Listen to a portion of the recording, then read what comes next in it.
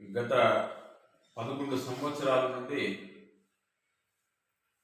ఈ దేశానికి పట్టి పిలిచినటువంటి పీడ భారతీయ జనతా పార్టీ ప్రభుత్వం. ఈ యొక్క భారతీయ జనతా పార్టీ ప్రభుత్వం ఈ దేశాన్ని అభివృద్ధి చేయకుండా ఓట్ల కోసం ఈ దేశంలో కేవలం ఒక వర్గాన్ని టార్గెట్ చేస్తూ గతంలో త్రిపుల్ తలాక్ అని,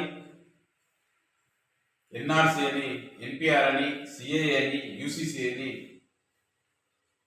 ఇలాంటి నల్ల చట్టాలను తీసుకొస్తూ మరి ఈరోజు లేటెస్ట్గా ఓట్ల కోసం వక్ఫ్ బోర్డ్ అమెండ్మెంట్ బిల్లుని ఆమోదం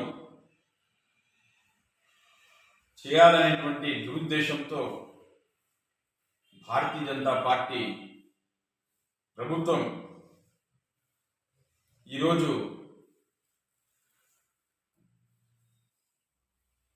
ఒక అనారోగ్యకరమైనటువంటి వాతావరణాన్ని ఈ దేశంలో సృష్టించాలని చెప్పి చూస్తూ ఉంది.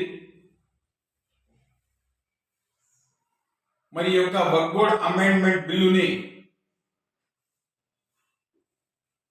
పార్లమెంటు ఉభయ సభల్లో ప్రవేశపెట్టిన తర్వాత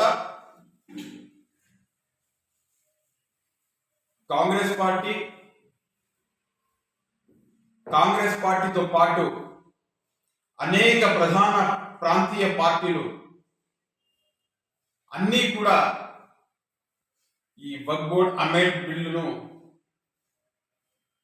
పార్లమెంటులో ఆమోదం పొందకుండా దీన్ని తీవ్రంగా ఖండిస్తూ అడ్డుకోవడం జరిగింది.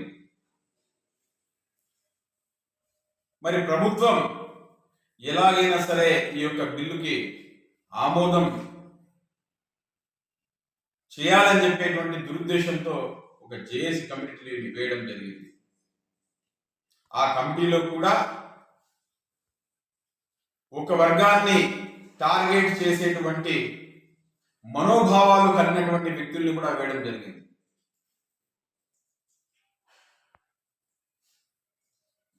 భారతీయ జనతా పార్టీ ముసుగులో ఉండేటువంటి వారిని చెప్తూ ఉన్నా, వక్ఫ్ అంటే ముందు తెలుసుకోండి. ఈ దేశంలో బ్రిటిష్ హయాంలో కావచ్చు, ఈ దేశానికి స్వాతంత్రం వచ్చిన తర్వాత కావచ్చు, వక్ఫ్కి ఒక్క ఇంచు స్థలం కూడా ప్రభుత్వ స్థలం ప్రభుత్వము ఈ వక్ఫ్కి ఇవ్వలేదని చెప్పి నేను తెలియజేస్తూ ఉన్నా. బ్రిటిష్ హయాం నుండి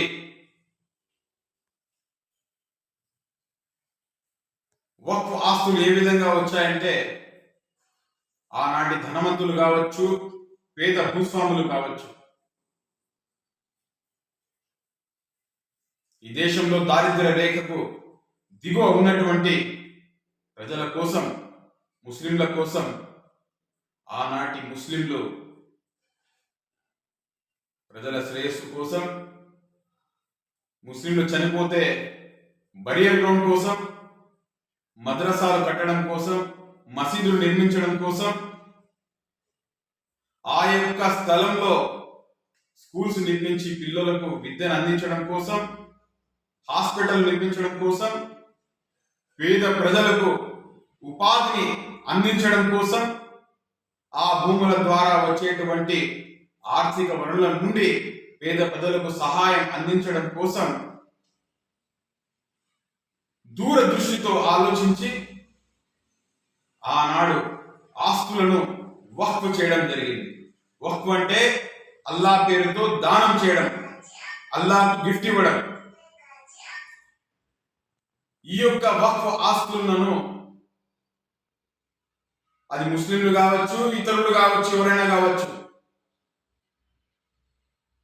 అన్యక్రాంతం అయిపోతున్నాయి, వాటిని కబ్జా చేస్తున్నారు. ఈ యొక్క లక్షల ఎకరాల ఆస్తులను ఏ విధంగా కాపాడాలి అనే ఆలోచనతో వక్ఫ్ ఆస్తుల సురక్షిత కోసం పెట్టడం జరిగింది.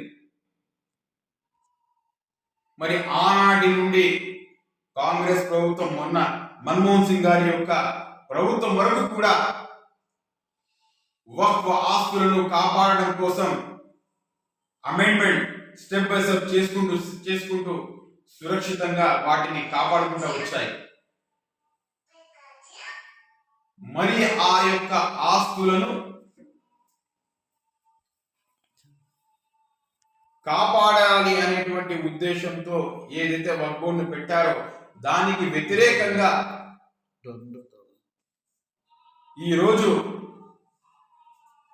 వక్ఫ్ అమెండ్మెంట్ బిల్ తీసుకురావడం అనేది ఇది చాలా దుర్మార్గపు చర్య అని చెప్పి తెలియజేస్తూ ఉన్నా. వక్ఫ్ బోర్డు ఆస్తులకు ప్రభుత్వానికి ఏ సంబంధం లేదని చెప్పి తెలియజేస్తూ ఉన్నా. వక్ఫ్ బోర్డుకు సంబంధించినటువంటి ఆస్తులను ఎవరికి గిఫ్ట్ ఇవ్వడానికి కానీ ఎవరికి పంచి పెట్టడానికి కానీ అవకాశం లేకుండా గత ప్రభుత్వాలు అమెండ్మెంట్ చేసినటువంటి తీరు నచ్చక ఈరోజు భారతీయ జనతా పార్టీ ఈ వక్ఫ్ బోర్డ్ అమెండ్మెంట్ బిల్లుని తీసుకొచ్చి దాన్ని డిస్టర్బ్ చేయాలని చూస్తుందని చెప్పి ఈరోజు నేను తెలియజేస్తూ ఉన్నా.